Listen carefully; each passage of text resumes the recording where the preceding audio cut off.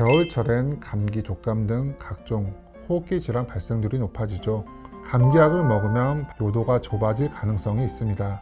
이러한 경우에는 빠른 회복과 함께 부작용을 최소화할 수 있는 워터젯을 이용한 로봇 수술이 좋은 방법이 될 수 있을 것 같습니다.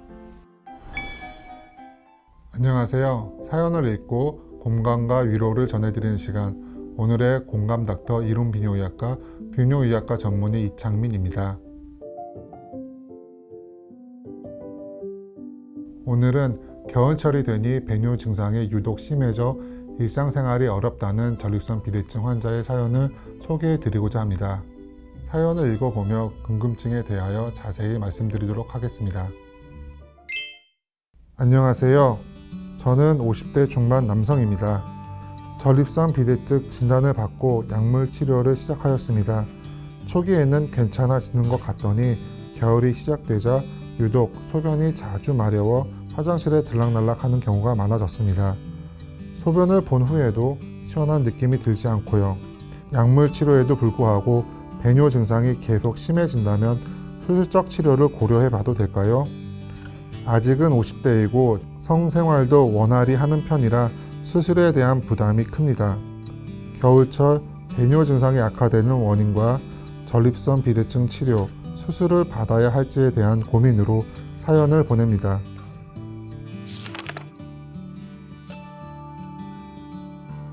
겨울철에는 땀으로 배출되는 수분량이 적어 소변량이 증가할 뿐만 아니라 호르몬의 영향으로 방광을 수축시키는 배뇨근이 자극돼 소변이 더 자주 마려운 느낌이 들 수 있습니다.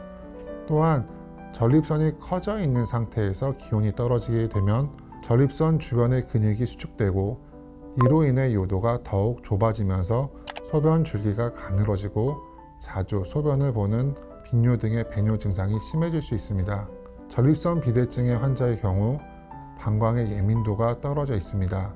방광 수축력이 저하되어 있기 때문에 배뇨 시 유독 힘이 많이 들고 소변을 보는 도중 끊어지거나 시원하지 않을 수 있는데요.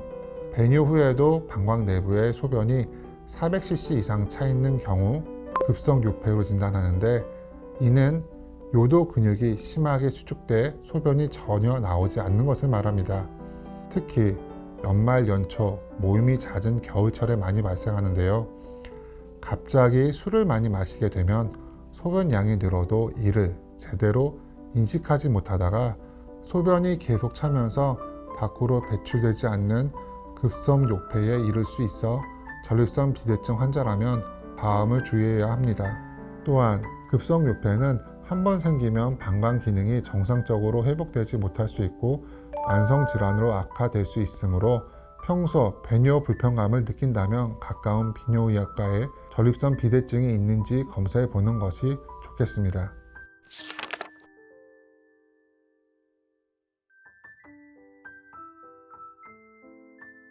겨울철엔 감기, 독감 등 각종 호흡기 질환 발생률이 높아지죠. 그렇기 때문에 감기약 복용을 하게 되는 경우가 많은데요. 전립선 비대증 환자의 경우 간혹 감기약 복용 후 증상이 심해지거나 소변이 나오지 않아 병원을 찾는 분들이 많습니다. 감기약을 먹으면 방광 수축력이 약해지거나 요도가 좁아질 가능성이 있습니다. 이는 감기약에 포함되어 있는 에페드린 성분이나 항히스타민 성분이 요도를 수축시키는 작용을 하기 때문입니다. 에페드린 성분과 항히스타민 성분은 약국에서 구입할 수 있는 종합 감기약에도 들어있으므로 전립선 비대증 환자라면 감기약 복용 시 전문가와 상의하는 것이 좋겠습니다.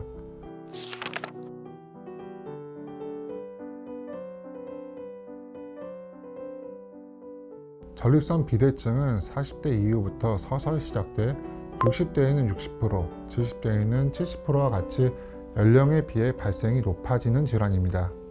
전립선 비대증이 고령층에서 흔한 질환이긴 하지만 30, 40대에서도 꾸준히 증가하고 있기 때문에 나이가 젊다고 해서 방심하는 것은 금물입니다. 전립선 비대증은 생활 속 다양한 원인의 영향을 받기 때문에 평소에 관심을 두고 관리하는 것이 중요하겠습니다.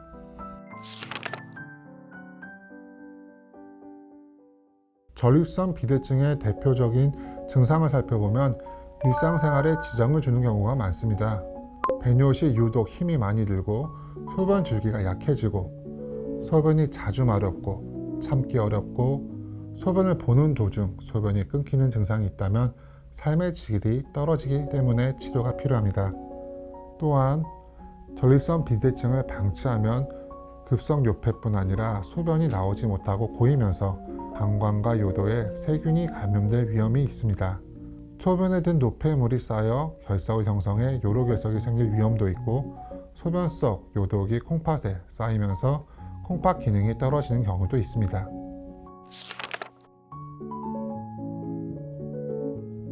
전립선 비대증의 기본적인 치료 방법은 약물 치료입니다. 전립선 주변의 근육을 이완시켜주는 약물을 통해 막혀있던 소변 통로를 넓혀 원활한 배뇨 작용을 유도합니다. 전립선 비대증의 초기에는 약물 치료에 호전적인 반응을 보이는 경우가 많지만 사연자분처럼 시간이 지나면서 점차 효과가 없어진다면 수술을 고려하는 것도 방법입니다. 전립선 비대증 조직의 크기를 줄이는 기존 수술 방법으로는 경요도 전립선 절제술, 내시경 레이저 수술 등이 있습니다. 하지만 기존 수술 방식은 열이 발생할 수 있는 전기칼이나 레이저를 사용하는 방식으로 주변 조직에 손상이나 출혈이 생길 수 있고 발기부전, 역행성 사정과 같은 성기능 장애나 요실금 등의 부작용이 발생할 수 있는 가능성이 있습니다. 최근에는 이러한 부작용을 보완하는 수술법이 개발되어 시행되고 있는데요. 대표적인 수술 방법 중 하나가 워터젯을 이용한 로봇 수술, 아쿠아벨레이션 요법입니다. 워터젯 로봇 수술은 고강도 수압으로 전립선을 절제하는 최신 수술법으로 신의료기술 인정을 받고 대학병원에서도 하고 있는 안전한 수술 방법입니다.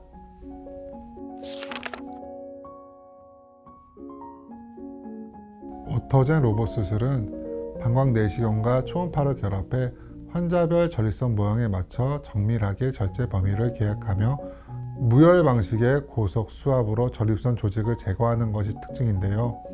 실시간으로 전립선 절제를 모니터링하며 우선 성기능을 유지하고 요실금을 통제하는 중요한 해부학적 구조를 손상시키지 않도록 식별하여 수술 지도를 만듭니다. 따라서 환자 개인의 전립선 모양과 크기에 맞춰 설계가 가능하여 수술 성공률이 매우 높습니다. 열이 발생할 수 있는 기존 수술법과 달리 성기능 장애, 요도 협착, 역행성 사정 등 전립선 비대증 수술 이후에 발생할 수 있는 부작용을 최소화합니다. 치료 부위를 정확하게 절제하기 때문에 재발 가능성이나 합병증 위험이 낮습니다. 사연자분처럼 50대에 아직 직장생활을 하시고 또한 원활한 성생활을 하시는 분이라면 수술적인 치료에 부담감이 클 수밖에 없습니다. 이러한 경우에는 빠른 회복과 함께 부작용을 최소화할 수 있는 수술을 선택하는 것이 좋습니다. 워터젯 로봇 수술은 전립선 크기에 상관없이 수술 시간이 매우 짧은 장점이 있습니다. 하반신 마취로 진행되며 수술 후 당일 퇴원도 가능하고 일상생활로의 회복이 빠릅니다. 배뇨 장애가 심해 일상생활이 힘드시다면 증상을 참기보다는 수술적 처치를 고려해 보시는 것이 좋겠습니다.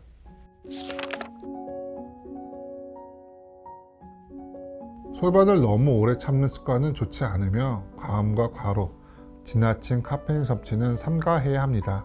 또한 일부 감기약 성분은 배뇨에 방해될 수 있으므로 감기에 걸렸을 때는 의사와 상의해 처방받아야 합니다.